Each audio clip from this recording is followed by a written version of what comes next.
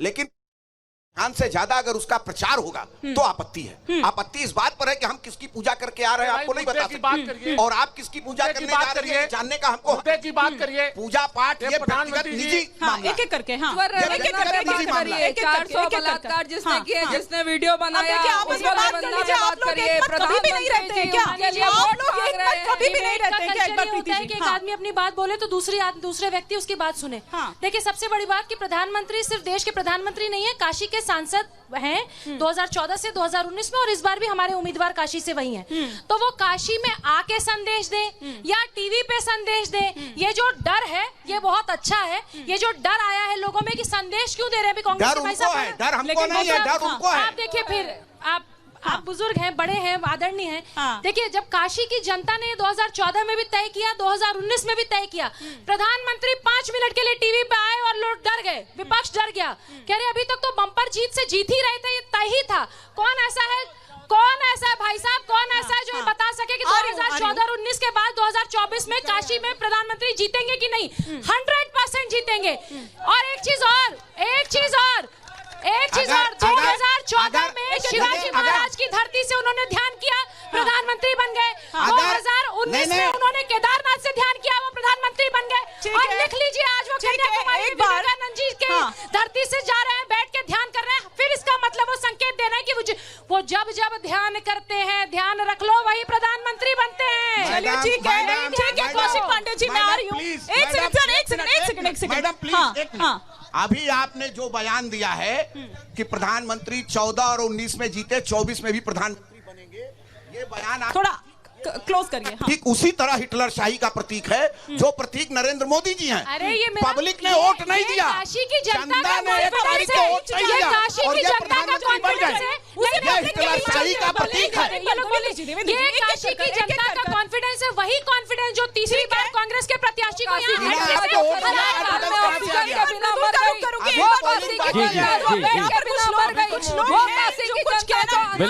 बिल्कुल। मैं एक मिनट में आ रहा हूँ प्रीति जी। और हिमानी ने जो कहा है, कुछ प्रबुद्ध लोग मेरे साथ बैठे हुए हैं और जो बनारस को बेहतर जानते हैं, समझते हैं, जैसा हम कह रहे हैं प्रचार का शोर थमने वाला है, ध्यान पर ध्यान केंद्रित हो गया है। क्या होना चाहिए, नहीं होना चाहिए? क्या दिखाना है क्या नहीं दिखाना है इसका निर्णय आप नहीं करेंगे। अच्छी चीजें दिखाई जाए। मटन खाते हुए लालू के घर जाकर मटन कैसे बनाया जाए वो दिखाया जाए तो अच्छा लगेगा, और साधना करना दिखाया जाए तो आपको इसका जवाब दीजिए, आपको देना पड़ेगा। आप मटन एक मिनट पहले आप उनको कंप्लीट करने दीजिए। देश का मुखिया अगर समाधि अवस्था में जा रहा है, यजन कर रहा है, पूजन कर रहा है, तो आपको परहेज क्यों होता है? क्यों आपको मिर्ची? एक बार हिमानी एक बार अनामिका के पास जाना होगा। प्रधानमंत्री नरेंद्र मोदी वहां पर है। अनामिका ओवर टू यू, बताइए जरा, वो तस्वीर दिखाइए, फिर आ रहे हैं मेहमानों के पास। जी अनामिका।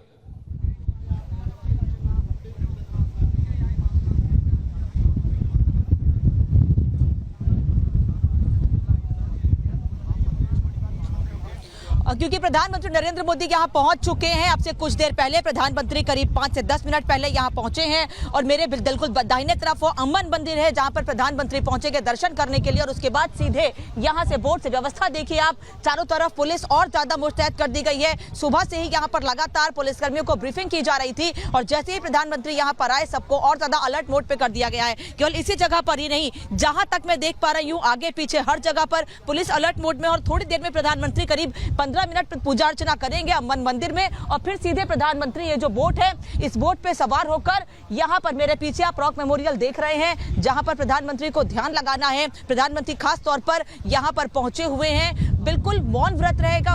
उस समय तक प्रधानमंत्री का किसी से कोई बातचीत नहीं होगी। इस जगह का खास महत्व है, हम लगातार आपको बता रहे हैं। महत्व इसलिए है क्योंकि स्वामी विवेकानंद के जीवन से प्रधानमंत्री हमेशा से कुछ ना कुछ सीखते रहे हैं, और उसी दिशा में देश को आगे बढ़ाने के लिए प्रधानमंत्री लगातार काम भी करते रहे हैं। और ये माना जाता है कि जिस तरह से स्वामी विवेकानंद को यहाँ पर नए भारत का विजन प्राप्त हुआ था, उसी तरीके से प्रधानमंत्री जानते हैं, समझते हैं जनता का समर्थन, उनका प्यार उनको हमेशा से मिलता रहा है। और एक बार फिर तीसरी बार भी जनता का समर्थन उनको मिलेगा, प्यार उनको मिलेगा। इसीलिए यहाँ पर प्रधानमंत्री पहुंचे हुए हैं कि जब तीसरी बार जनता उन पर फिर से भरोसा जता रही है तो किस तरह से नए भारत के लिए वो विजन तैयार करेंगे, कैसे देश को आगे बढ़ाएंगे। 45 घंटों का प्रधानमंत्री का यहाँ का कार्यक्रम है। उस दौरान प्रधानमंत्री धर्म से भी, धार्मिक तौर पर भी यानी पूजा अर्चना भी करेंगे और आध्यात्म यानी ध्यान भी करने वाले हैं और ये लंबा ध्यान होने वाला है। इसके पहले भी हमने देखा है कि प्रधानमंत्री उस पर आप क्विक रिएक्शन दे कि उस पर आप कुछ रिएक्ट नहीं करते हैं जब मछली मटन खाती हुई तस्वीरें सामने आती। मैडम, माननीय बहन जी सरकार बनाने जा रही हैं, हम लोग तैयारी करके बैठे हैं क्योंकि सब हंस रहे हैं ना, हंस नहीं रहे हैं, हंसी आप लोगों को आ रही है क्योंकि आप लोगों को भय है। ठीक है, जो पूजा पाठ ये सब जो चीजें जो आडंबर कर रहे हैं माननीय मोदी जी, वो कहीं ना कहीं भयभीत हैं और इस समय वर्तमान में देश की स्थितियां इतनी विकट हैं कि पूरा देश उनके सरकार को बदलने के लिए तैयार बैठा है। और हम लोग भी देख रहे हैं कि अगर हमारे यहाँ अगर हम लोग 20-22 सीट भी अगर पूरे देश में माननीय बहन जी ने लड़ाया है, अगर उसमें से निकल जाता है तो पूर्ण बहुमत की गवर्नमेंट नहीं बननी है। मजबूरन लोगों को माननीय बहन जी को ही अपना सर्वसम्मति से नेता बनना पड़ेगा क्योंकि बहन जी ही राष्ट्र को चलाने में सक्षम है। उनसे बढ़िया न सरकार किसी ने चलाया ना कभी कोई चला पाएगा। हाथ में रहेगी।